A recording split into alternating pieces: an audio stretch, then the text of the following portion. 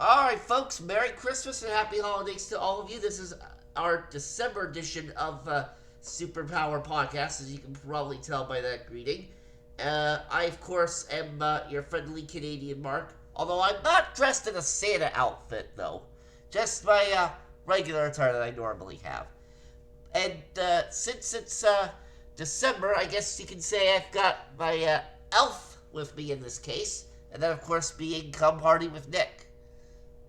Hey everybody, come and party with Nick here. Let's have another good podcast episode today, and I hope you're all having a nice holiday season so far. That we are. Alright, so, uh, we're just gonna get right into this because the first two topics have to do with sales. And, one set of sales numbers very good, the other set, not so much. Let's start with the positive set of sales numbers, which is Switch 2, which, from what I've heard earlier this week, I think, I don't remember now where exactly I saw it, but I think it was on a YouTube short or something like that, or maybe it was on the thumbnail for one of Nintendo Prime's videos. I don't know. But according to what I did see, though, Switch 2 sales have now crossed the 15 million mark.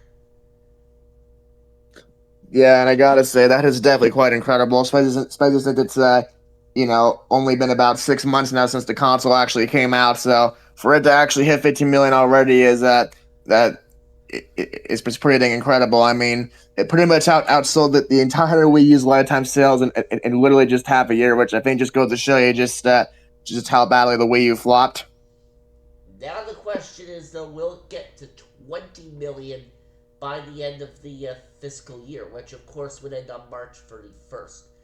I mean, there's a chance, but I think more realistically, maybe it by the end of its first full year, which would be early June of 2026, might be more realistic for that. Although then again, by that point, it'll probably have sold even more than 20 million. Yeah, I'd actually agree. I don't know if I don't think it'll be like that soon, but I could definitely see it by like April or May if it keeps up at this pace. Yep. So definitely a hot start. You do bring up a good point. I mean, like it's taken. I mean, the Switch 2 in the 6 months it's been available, it's already had a lot more sales than the Wii U had during its entire generation. Like that is just insanely crazy. Yeah, it really is. I mean, like I said, not only does that show just a failure of the Wii U sales wise, but I think it also just goes to show you just how hyped people were actually for the Switch 2, even in spite of all the uh, uh, of all the initial negative coverage initially received. And I definitely do think this is another prime example that kind of shows you that in spite of how much people like to pretend it is, the internet really is not real life. Very true there.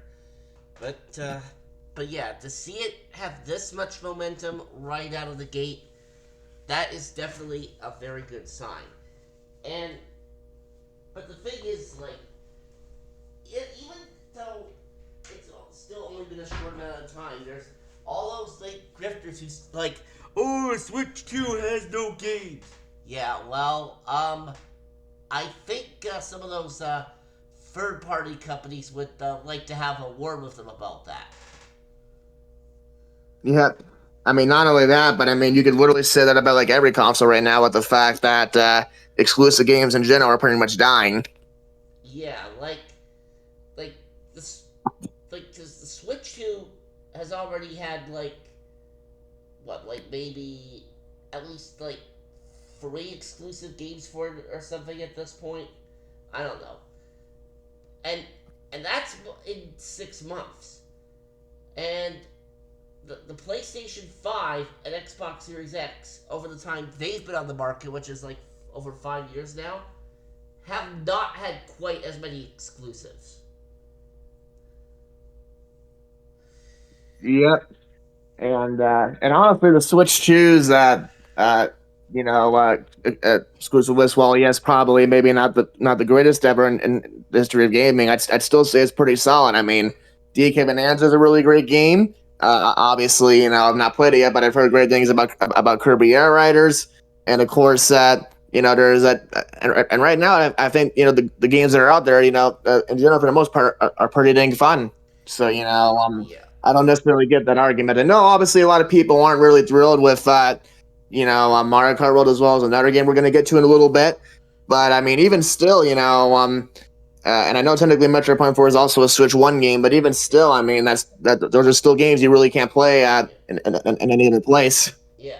And just to slightly correct myself, it's 4 games that have come out now for the Switch 2 that are Switch 2 exclusives. There are a couple of other ones that are on the Switch 2, but since those games also have Switch 1 versions, we can't really count those as exclusives. Yeah, exactly. Yeah, those 2 games, of course, being Legend ZA and Metroid Prime 4. And speaking of Metroid Prime 4, that's actually a nice segue into the next topic here, which happens to deal with Metroid Prime 4. Actually, the next 2 topics are kind of about this, but this first Metroid Prime 4 topic has to do with the sales. Now, obviously, we don't know how many copies it sold worldwide yet, since as the point of this recording, the game's only been out for a week. But from what I've seen on the RGT85's video, the sales in the UK are down 15% compared to, I think, when Metroid Dread came out or something like that. Yeah, I have heard about that, which I would say is probably definitely not the news Nintendo was hoping for, especially with how long they spent working on this game. Yeah. But then again, to be fair, Metroid's never really had strong sales numbers anyway to begin with, so I guess it's just par for the course. Yeah, that is very true. Yeah. And I definitely will say that I have noticed so far that the game itself. I mean, I'm not gonna get it I'm not gonna get it anyway, just because I'm not a much a fan to begin with, so it's not really a game I've been seeking out. But I will say that I have noticed that the game definitely does kind of seem to have a divided reputation right now. Like, it's one of those games where people seem to either really love it or really hate it, and as a result, I guess that's kind of determining some people's decisions on whether they actually want to get it. Yeah. Now, while I did say that we don't know what the total sales are worldwide, we do know, and this is according to a Twitter/X post that I saw, which is that in Japan, it only moved about roughly 22,000 physical units in its first week. Now, obviously, we don't know how many of those are like only Switch 2 versions, or if there's some that are both Switch 1 and Switch 2 versions. Like, again, when it's a cross-platform game like Metroid Prime 4 is, it's hard to tell exactly what the numbers are for each respective system. But regardless, though, that's still not too strong. Yeah, yeah, definitely not really strong at all. And like I said, it just goes to show you that I think Metroid games, they really aren't as powerful system sellers as like a 3D Mario game, or especially a Zelda game. Yeah, and I mean, to think that the Metroid fans have waited like 18 years in between Prime 3 and now this new entry, and this is the end result. Very disappointing, honestly, in my opinion. And just for the record, I don't even have a copy of the game myself. Not yet, anyway. So I'm basing my opinion on the fact that on what other people are saying about the game, like how the reviews have been and the low sales numbers. Which, and from what I've seen, yeah, not exactly looking so hot right now for Nintendo with that game.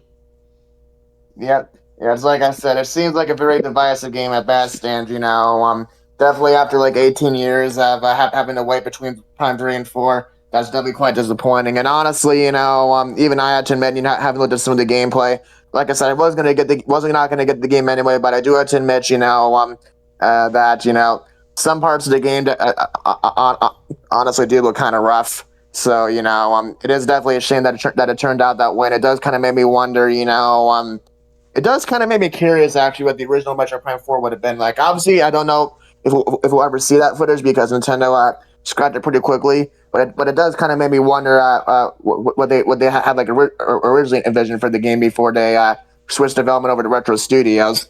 Yeah, I mean that's something we obviously uh, won't get to see right now, but who knows? Maybe the original version of it before it got canceled, maybe that'll leak out at some point way down the line. Who knows? Yeah, that is definitely very possible. We'll definitely have to see. But either way, that definitely I think probably is like one of the bigger disappointments of this year is just the fact that Metro Prime 4 doesn't really seem to be that great of a game from what I've seen of it. Yeah, and and the next topic is actually kind of a bit of a continuation with this topic because well, Nintendo and their greed has struck again. And of course, this time it's with the aforementioned Metroid Prime 4.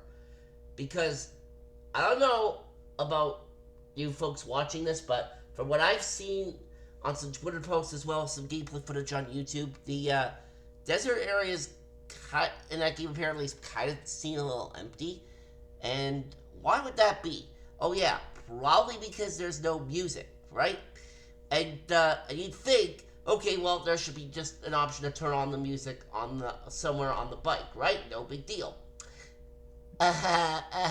So, about that, you apparently need to buy an amiibo separately for about 30 or 40 US dollars just to have that. Like, what the literal F?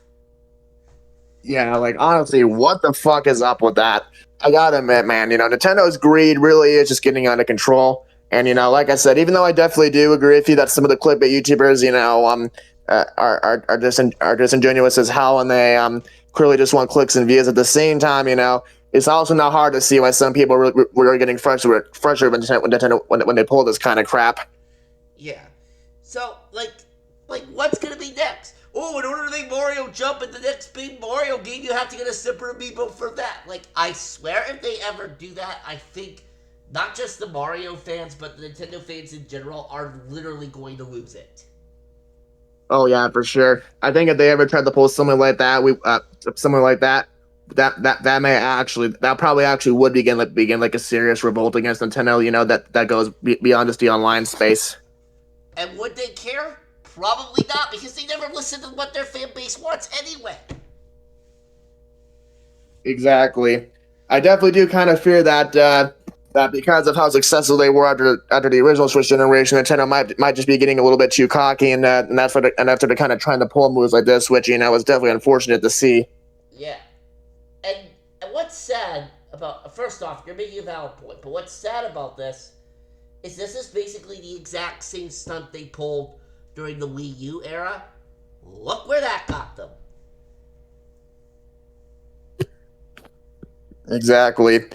I definitely do think this is a situation where at least at some point we might have to humble Nintendo a little bit in order to kind of make them remember who they really are and what we really want them to be. Because like I said, there's no reason to pull that kind of shit of like $80 games is one thing, but literally charging $30 to $40 for an amiibo to make a feature available that honestly should just be in the game to begin with is just absolutely ridiculous. Yeah. Anyway, And, now. and it does kind of make me and it does kind of make me wonder, it does kind of make me worry, other companies might try to pull similar stuff to that if they get away with it. Hopefully that doesn't end up being the case. We'll just have to see what happens. Although, then again, we're going to be coming up to 2026 soon, and who knows what'll happen in the new year. That is true. Yeah. But on a more, switching to a more positive topic, though. So, we have a few new additions to NSO, and originally this was just going to cover the N64 NSO announcement, with those two new games that are being added being Rayman 2 and Tonic Trouble, which are both scheduled to arrive on NSO early next week. But we have to expand on that a little bit because there was a shadow drop last night, completely out of the blue, for the GameCube app, and it's for a game that I actually have never played. And that game, of course, is Wario World.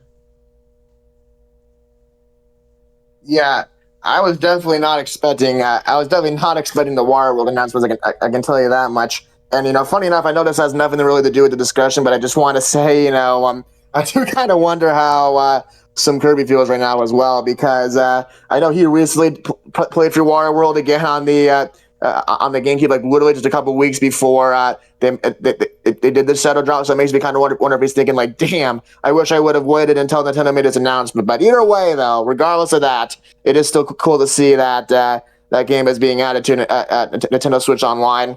Well, to be fair, he might have done it via the original GameCube copy because he probably didn't think that that was something Nintendo would ever add to NSO. Lo and behold. But that edition, though, is good for people who don't want to spend, spend a fortune just to buy it on eBay. Myself included. Although the eBay listings I did find for it started off at $100 and faithfully weren't too much higher than that. So I guess that's fine, but still, I would rather play it as part of the subscription rather than spend money on the GameCube copy because apparently those are not too hard to find. Yeah, exactly. And really, I'm just glad I'll get to replay this game again, just because it was a great game from my childhood. And honestly, hey, it might give me an excuse to finally try to beat it too. When I was a kid, I can never really figure out a lot of stuff in that game. But now that I'm older and wiser, that should hopefully be less of an issue. Well, you never know. And I did actually, and just to clarify, I did actually play a little bit of Wario World uh, before we went on the air this episode, like on my own. Like I didn't record it or anything. I just wanted to check it out, see what it was like. And from what I've played of it so far, like it is such an awesome game. I mean, I know it technically doesn't have Mario in it, but considering that Wario's the star of it, I guess that would technically make it like a Mario-esque type of game. Yeah, I'd say that's a good way to describe it. Yeah. I'd say probably it's kind of like I guess you could describe it as kind of like a Mario game, and in like the spirit of Wario, Yeah. but but it is definitely a lot of fun, and it's definitely got a lot of a lot of Wario's nice quirks and goofy humor, which makes the game kind of charming in a way. Yeah. I mean, it's a nice little Christmas gift from Nintendo, and but at the same time, it's also basically saying, so this game exists. Why not just put it on NSO? Like, although, I mean, granted, seeing how it's been 22 years since it originally came out, a lot of people probably would have forgotten about it, but now that it's on NSO, that's going to bring up a lot of memories for people for that game now. Yep, and yeah, I'm definitely excited to play that again. But also getting back to what you were first mentioning about the other two games, specifically Rayman 2, I definitely was very pleasantly surprised to see that get added as well, because that really is a great game. Rayman in general, I think is a character that really deserves a lot more love in general. So the fact that Rayman 2 actually is on NSO now is just awesome, because like I said, that really is an amazing platform, and it's going to be a game I'm going to be really excited to replay it myself. Yeah, and Tonic Trouble seems like it's a pretty decent one too. And as far as Wario World goes, once Daniel, our friend Video Game Fan 1999, that is, just to clarify, once he gets a Switch 2, I do want him and I to play Wario World together, because I think that's a title he would enjoy. Yep, I think so as well. Honestly, that could definitely make for a very good just co-op playthrough in general in the future. Probably is Wario World. Obviously, I'm not trying to hint at anything even from my channel with that, but who knows what the future may hold. Yeah. I mean, I might do a gameplay of that for my channel at some point, but right now I just want to enjoy the game and see how it plays first. Yeah, for sure, and definitely for sure. If I were to do it even from my channel, it won't be for quite a while later. But either way, who knows what will happen in the future? Like I said. Yep. And now for our last topic. I know some of you are probably expecting this last topic to be about the Game Awards, which are airing tonight as of recording date, but we're actually going to be saving that for a separate video, whether it be just our thoughts on it or as a bonus episode, whatever. So we're going to be saving that probably for a separate video. So to wrap this one up, we're going to be recapping Nintendo's 2025 output in general. And Yep. and yeah, the first little bit was it was pretty much ports and remasters, which is what you'd expect from a system that was at the end of its life cycle. So we start with January 2025, which saw the release of Donkey Kong Country Returns HD. I know what you're probably thinking. Another release of Donkey Kong Country Returns? And yeah, I know that probably did upset a little bit of people because they were expecting a brand new Donkey Kong game. Plus, considering the fact that Returns had already been released twice before on both the Nintendo Wii and the 3DS. So for it to be released what was technically a third time, yeah, I guess I can kind of see why that would upset some people. Yeah, for sure. Um, I definitely do think that was a kind of an interesting little controversy for sure. Yeah. But but then of course, obviously, you know, around March or so, we got our last, I guess you could say, like uh, major Switch One Direct. I mean, I'm sure obviously they're still going to talk about Switch One uh, stuff every now and again in the future, at least until they discontinue the console. But I think it was like really going to be like their like last like exclusive Switch One Direct, and like I said, I got him. And outside of like maybe like one or two things, I pretty much remember nothing about that Direct other than, of course, the whole game key card situation, which, as it turned out, kind of would reshape the digital landscape for Nintendo. That it did. But before that direct happened in that month, there was also the re-release of Xenoblade Chronicles X, which I think a lot of fans have been requesting ever, for a while, at least the last couple years. So I guess Nintendo decided, here, we'll just give you this re-release. Now leave us alone with this game. Yep. And Yeah. even though I'm not really into the Xenoblade games, I have heard good things about that game. So I do hope that the people who are into Xenoblade, I really do hope they love it. Yeah, like I'm yeah, like I have beaten Xenoblade Chronicles 3, at least the main game, but that's not really a franchise I'm really into really that much, which is why I have yet to pick up the Switch release of Xenoblade Chronicles X, and I probably will not be getting that anytime soon, if ever. And then, of course, like you mentioned, there was also the last Switch One specific direct near the end of that month, which was very underwhelming. But the direct we got at the I think the week after that, however, oh boy, was that ever exciting! Yep, because that was, of course, when they did their first full presentation about the Switch 2, and boy, let's just say lots of stuff came from that direct. Not just positive either, but negative. It was definitely a very interesting time to be a Nintendo fan. I'll tell you that much. Yep, and they finally revealed the console in full, which they had said originally they would do by March 31st, 2025. So they were slightly late with that projection, but at least we finally got a real good look at it, extended look at Yep. it. And then of course, yeah, and there were a lot of great announcements that came from that, like Mario Kart World, Donkey Kong Bonanza. There was a whole bunch of great stuff in there. Yep. I remember still being really hyped when I saw the DK Bonanza trailer, and it was well over too because it really did turn out I think to be probably my favorite game this year. But yeah, in general, that was such a hype direct. Obviously seeing Mario Kart World in full, DK Bonanza, even just them kind of talking about stuff like the GameCube classics uh, and all that kind of thing. It was such a good time for sure. Yeah. There were definitely a couple weird things too, and of course, a lot of the controversy that stemmed from Nintendo's year kind of spawned like immediately after the direct when the prizes were revealed. But the direct itself was a lot of fun.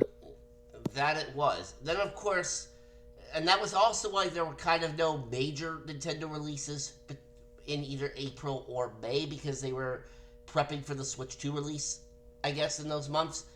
And then, of course, let's not forget to mention that the Wednesday after that direct happened, I'm pretty sure it was Wednesday after that, was when pre orders for it were originally supposed to open. But then, well, they ended up having to delay those pre-orders because of, well, I'm not going to mention like the specific reason on air because, well, obviously we don't want to get into political drama here. So let's just call it unforeseen circumstances. Yeah, basically due to changing economic circumstances, they ended up delaying that. Yeah. But then the pre orders finally opened 2 weeks after that, and unfortunately, once the new date hit, that was when I had to go out of town for a little bit, so just my luck there, huh? Yeah, Yeah. But then I was finally able to pre order it shortly after I came back, so at least that still worked out for me. yep. And hey, even for what it's worth, even I managed to get my own console basically locked in. Just a couple just before release as well. Obviously, I didn't get mine until I think it was the ninth, just because of shipping and all that stuff. But either way, I still got the console pretty dang early, which I'm happy about. It was definitely, I think, by far the earliest I've ever gotten a console in my life. Yeah, and probably. So I'm guessing it's probably the closest to a console launch date you've ever gotten a new system then. Yeah, pretty much. Alright. Like for me, I think this was the first time I've ever gotten one on launch day. And then, of course, when launch day did hit, Mario Kart World released alongside it. And despite all the controversies that game's had, I still think it's a pretty good Mario Kart title. Yeah, for sure. I will admit that I will admit that definitely after Sonic Racing Crossroads came out, my opinion and excitement of Mario Kart World has kind of dipped a little bit. I would probably honestly still say that Mario Kart 8 Deluxe is actually worth keeping around, just because of how different Mario Kart World is from Mario Kart 8 Deluxe. But even still, Mario Kart World is still a very fun game. Yeah, that it is. Let's see. Um, what else happened during the summer? Uh, oh yeah, oh yeah. There was also, actually no, I'm not gonna go to Donkey Kong just yet. There was also another major Switch 2 release. Well, I don't know if you can count this major, but it was a Switch 2 exclusive release that also happened around the same time. Ugh, Nintendo Switch Welcome Tour. And if you remember, that was so bad. That is so bad that I'm not even going to talk about it. We're just going to move on to July. Yep, same here. That game honestly doesn't even warrant anything more than a brief mention. Yeah, so we're just going to move on to July. And of course, that was when we got a brand new Donkey Kong game. What one that came out 2 days after my birthday, mind you. So that was a nice little birthday gift for me, I suppose. Yep, and funnily enough, little side fact, that game actually came out on my mom's birthday, which was very nice. And I gotta say, the game itself, DK Bonanza, oh my god, was it amazing! Yeah, that game, of course, since has gotten some paid DLC, but as I mentioned previously, I'm not going to be picking that DLC up because, if you remember, I originally said when I first saw it that it was a bit of an underwhelming DLC, and I still stick by it. By that. Yeah, for sure. Yeah, the DLC to that game later on wasn't really that good, but the game itself is amazing. And speaking of underwhelming DLCs, literally the week after that, we got a Switch 2 add-on for Mario Party Jamboree, which, if you remember, that was a bit disappointing also. I mean, just a couple of new modes, and that's really about it. Like, they couldn't bother to add, like, at least one more board in there. Yeah, I know. Like, honestly, what the hell were they thinking uh, with that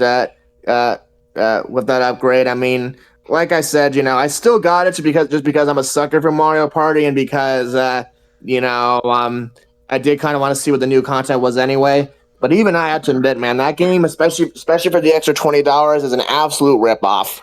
Yeah, like, honestly, for what little content they provided in that add-on, they should have just made it a free DLC, in my opinion. Yeah, I definitely agree.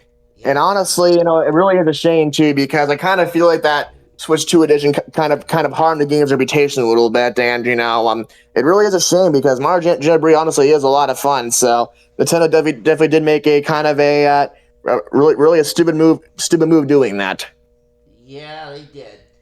And then, of course, then in August there were two releases. One was very underwhelming, that being Drag X Drive, which I did not pick up. I have literally zero interest in that game, so we're just gonna move on from that to Yeah, I didn't. what happened I, to what came out at the end of the month, and that was another DLC add-on. This one for Kirby and the Forgotten Land.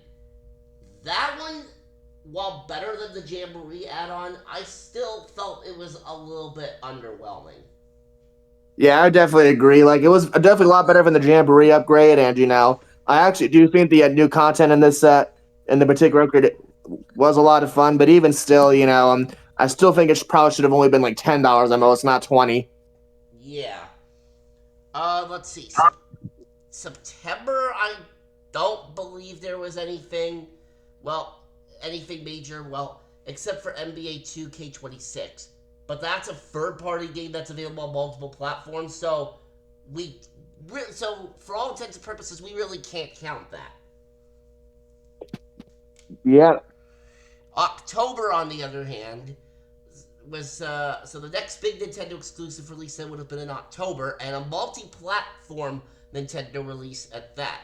Pokemon Legends ZA for both Switch 1 and Switch 2, and of course the version that I picked up was the Switch 2 version.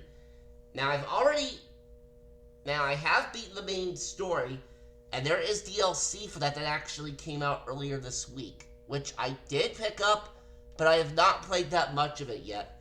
And honestly, when you drop a DLC for a major title like right around the Christmas season, it's going to be kind of hard to find the time to play it, mainly because of how busy the month of December is with getting ready for the holidays. yeah, exactly. Yep. But yeah, but for what I enjoyed though from Legends ZA, I mean, I know first off, like people are probably gonna be like, "Oh, it's just a Pokemon game. It's nothing special." Well, I guess they'd be right, but the thing is, on the Switch 2, it looks a lot better than it does on Switch 1. I mean, and the loading times are much faster on the Switch 2 version from what I've seen compared to the Switch 1. Yeah. Then, Yep. then November, which was last month, was multiple releases. The first one being being Hyrule Warriors: Age of Imprisonment, which of course is the spin-off for Tears of the Kingdom. Now, while I'm not really into like the main Zelda titles, the Warriors games though are definitely more up my alley because that those ones are more just fighting, like trying to progress through the stage, like trying to get to the end, Hori of Swasti's. That's kind of more up my alley compared to the regular Zelda games. So that's why I was able to enjoy Age of Imprisonment. Yeah, I would definitely agree. Age of Imprisonment is definitely, I think, a game that is that's kind of like more similar to like the type of game I would enjoy. Yep. Yeah, so that was on November 6th, I believe. And then just recently, a few weeks ago actually, what's probably one of the best Switch 2 exclusives to date, Kirby Air Riders. Yeah. Now, I don't personally own the game yet, so I'm not gonna really say too much about it, just because, like I said, I kind of want to wait to gush about it until I actually, can say I've experienced it. But from what I have seen of the game, at least the little I have seen, it does look amazing, Yep. and you can definitely tell that Sakurai put a whole lot of passion and love into it. Yep. It's actually one of my favorite Switch 2 games right now, and that's kind of really all I'm going to say about that right now. I mean, I could say a little bit more since I do love that game a lot, but seeing how you don't have it yet, and I don't want to spoil anything for you, I am not going to say anything else just to be safe. Yeah, yeah, thank you. I do respect that, but either way, like I said, it does seem like it turned out to be really good, which is definitely exciting. Yep. And then, of course, as I mentioned earlier this week, was the DLC release for Pokemon Legends ZA, and that is basically Nintendo's 2025.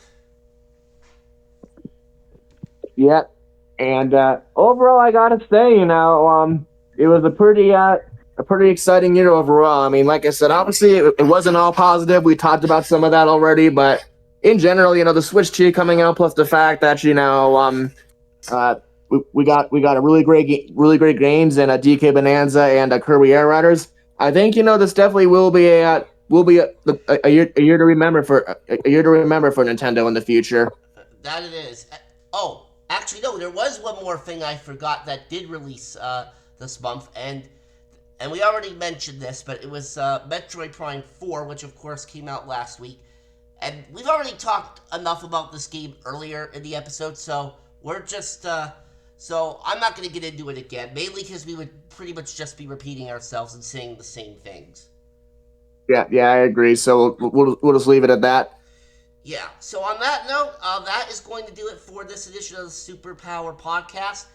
But there might be a bonus episode coming up in the near future because of what's happening tonight. It's actually in about 45 minutes as of the end of recording this video. So I'm going to get off so that way I can enjoy the awards. But I do thank Nick for coming on with me here again, like normal. Yeah, no problem. I'm definitely glad I got to do this with you as always. And yeah, I hope you guys look forward to that potential bonus video about the Game Awards. Yep. But as far as regular episodes of this podcast are concerned, those are done for 2025. Our first regular episode of this will be at some point in January of 2026. So we do hope that you look forward to that. And yep, that's it. That's it for this episode. And again, enjoy your holidays and Merry Christmas. Merry Christmas, everybody.